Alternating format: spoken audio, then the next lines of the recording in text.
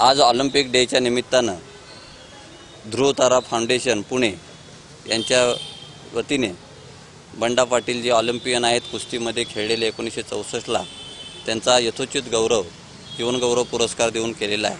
आज main Rajaram high school या ठिकाणी हा समारंभ ऐतिहासिक वास्तूमध्ये संपन्न झाला।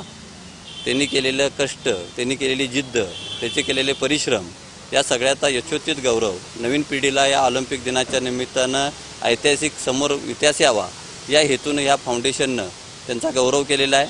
आज बंडा पाटील यांनी विचारले की शासनाच्या वतीनं मला पुरस्काराची अपेक्षा आहे, परंतु आम्ही नक्कीच याच्यामध्ये सकारात्मक विचार करून प्रशासनाच्या वतीनं त्यांची शिफारस ऑलिम्पिकपटू सहभागासाठी जर ऑलिम्पिकचा नियम असेल त्याच्यासाठी आम्ही नक्की शिफारस या विभागीय उपसंचालक कार्यालयाच्या वतीनं क्रीडा विभागाकडू आणि करू।